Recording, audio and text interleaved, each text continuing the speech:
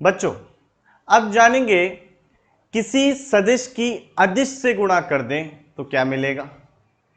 क्या आप लोग सोचिए कि अगर मैं किसी सदिश को पकड़ूं और पकड़ के उसकी गुणा अदिश से कर दूं तो क्या मिलेगा। ऐसे कौन से उदाहरण है जिसमें सदिश की अदिश से गुणा हो रही है। इंग्लिश में बोलूं, there is a multiplication of vector and scalar. कहां हो रहा है ऐसा, सोच के देखिए। अगर मैं कहूं आपको डिस्प्लेसमेंट, जिसे हिंदी में विस्थापन कहते हैं, तो विस्थापन बराबर क्या होता है, वेलोसिटी इंटू टाइम, या हिंदी में बोलूं तो वेग गुणा समय। तो आपकी वेलोसिटी एक वेक्टर क्वांटिटी और टाइम, टाइम इज स्केलर, तो टाइम तो आपकी अदिश राशि है। तो इन दोनों की गुणा होकर मुझे एक सदिश मिलता है। तो क्या ये दोनों चीजें सेम है। विस्थापन का जो मात्रक है, यूनिट है, वो अलग है, और आपका जो वेलोसिटी है उसकी यूनिट अलग है और टाइम अलग है। यानी कि अगर मैं किसी सदिश की अदिश से गुणा करता हूं, यानी कि किसी वेक्टर का स्केलर से मल्टीप्लीकेशन करता हूं, तो मुझे दूसरी एक फिजिकल क्वांटिटी मिलती है, अनदर फिजिकल क्वांटिटी मिल जाती है। बात समझने की है। और अगर मैं सदिश की अदिश से इस प्रकार कर रहा हूं कि अदिश कोई एक राशि नहीं है, सिंपल एक नंबर है, तो मुझे वही मात्रक की मिलेगी। इस बात को थोड़ा सा समझ लेते हैं, उसके बाद देखेंगे कि होता क्या है। फॉर एग्जाम्पल अगर मैं कि वेलोसिटी वेक्टर इनटू टाइम की बात करूं बेटा, यानी कि आपके वेग गुणा समय की बात करूं, तो मुझे डिस्प्लेसमेंट वेक्टर मिल गया। तो अलग फिजिकल क्वांटिटी है ये, यानी कि ये अलग भौतिक राशि है, ठीक है। अब लेकिन अगर मैं वेलोसिटी में 2 से गुणा कर दूं, ये 2 कोई भौतिक राशि नहीं है, एक कांस्टेंट है, तो मुझे सेम फिजिकल क्वांटिटी मिलेगी। सेम फिजिकल क्वांटिटी यानी कि समान भौतिक राशि जिसका परिमाण अलग होगा, जिसका परिमाण अलग होगा, मुझे सेम फिजिकल क्वांटिटी मिलेगी। तो दो बातें यहां पर समझनी है मेरे को, कि अगर मैं किसी अदिश, मेरी कोई भौतिक राशि है, तो मुझे नई भौतिक राशि मिलेगी जो कि एक सदिश यानी कि आपकी वेक्टर होगी। और अगर मैं जिससे गुणा कर रहा हूं वो एक नियतांक है, कोई राशि बाशी नहीं है, कोई राशि नहीं है, वो नियतांक है, तो ऐसी परिस्थिति में मुझको जो मिलेगी वो समान भौतिक राशि मिलेगी जिसमें गुणा की गई है, ठीक है। और वो क्या होगा, अलग वेक्टर होगा जिसका परिमाण अलग होगा। अब बेटा ध्यान से समझना है इस बात को। हम जो पढ़ रहे हैं वो पढ़ रहे हैं multiplication multiplication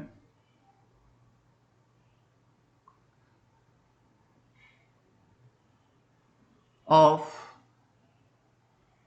vector by a scalar.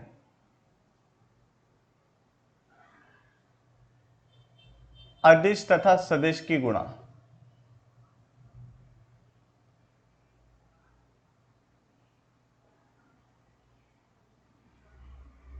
सीधी सी बात है, या अदिश की सदिश से गुणा, सदिश की अदिश से गुणा, बात एक ही है यार, ठीक है।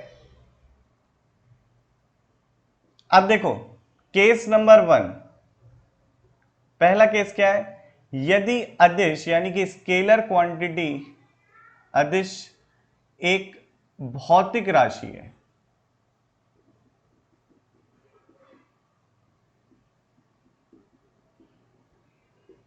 या आप स्केलर क्वांटिटी है आपकी, ठीक है, भौतिक राशि है, तो मुझे नई भौतिक राशि मिलेगी। नई भौतिक राशि मिलेगी मतलब इस बात का है न्यू फिजिकल क्वांटिटी मिलेगी, सेम नहीं रहेगी। उदाहरण क्या है बेटा इसका, उदाहरण है कि अगर मैं टाइम की मल्टीप्लीकेशन वेलोसिटी से कर दूं तो डिस्प्लेसमेंट मिलता है। यहां पर तीनों की तीनों अलग भौतिक राशियां हैं। केस 2, कि अगर मैं किसी मल्टीप्लीकेशन कर रहा हूं किसी कांस्टेंट से, तो यानी कि मल्टीप्लाइंग बाय अ कांस्टेंट,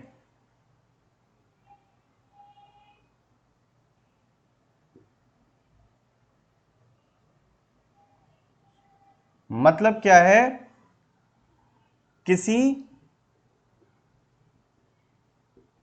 नियतांक से गुणा।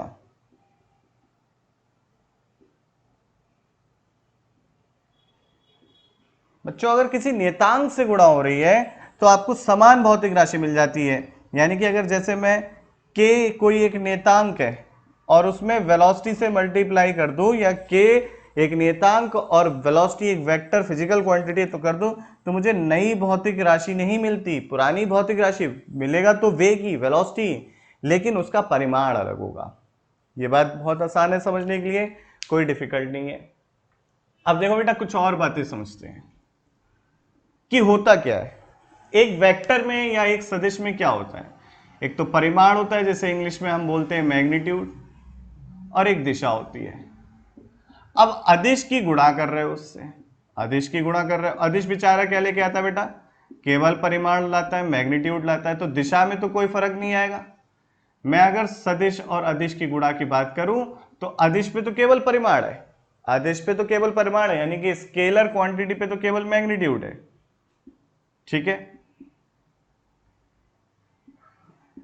स्केलर क्वांटिटी पे केवल मैग्नीट्यूड है, एंड वेक्टर क्वांटिटी पे बेटा मैग्नीट्यूड भी है और डायरेक्शन भी है। तो स्केलर की जब मल्टीप्लाई करोगे तो क्या मॉडिफाई करेगा, ये क्या परिवर्तित करेगा, ये वेक्टर की मैग्नीट्यूड को चेंज करेगा, डायरेक्शन में कोई चेंज नहीं आता। अब वेक्टर क्वांटिटी में या तो डायरेक्शन में चेंज हो जाए, या फिर उसके मैग्नीट्यूड में चेंज हो जाए, या फिर दोनों में से किसी एक में चेंज हो जाए, दोनों बदल जाए। तो अगर ऐसा होता है, अगर ऐसा होता है तो वेक्टर चेंज माना जाता है, वेक्टर नया हो गया, बदल गया, चाहे दिशा बदल दो, परिमाण बदल दो, या दोनों बदल दो, दोनों में से एक बदल दो, वेक्टर में चेंज माना जाएगा बच्चे। तो ये बात समझने की है। तो यहां पे हमारा परिमाण बदल जाता है।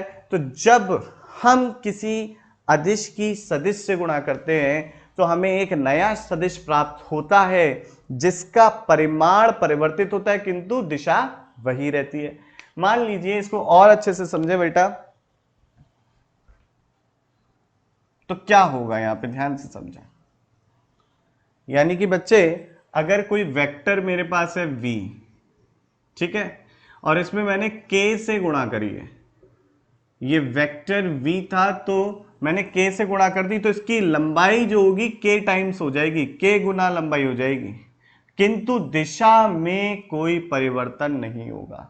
तो वेन एवर वी मल्टीप्लाई, जब कभी भी हम किसी सदिश की किसी अदिश से गुणा करते हैं तो हमें एक नया सदिश प्राप्त होता है, और इस सदिश की दिशा वही होती है जो पुराने वाले सदिश की है, किंतु परिमाण के गुना ज्यादा होता है। इस बात को आप अपने भाषा में खुद से लिखिए, जब अपनी भाषा में लिखोगे तो बच्चों याद होगा, जितनी बार पढ़ोगे उतनी बार याद होगा।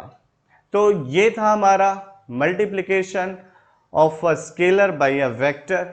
ठीक है, मुझे लगता है सब कुछ समझ में आया होगा। अगर कहीं कुछ दुविधा है, संशय है, किसी प्रकार की शंका है मन में, तो कमेंट में लिखो, मैं बताऊंगा। ठीक है, तो अभी के लिए जय हिंद।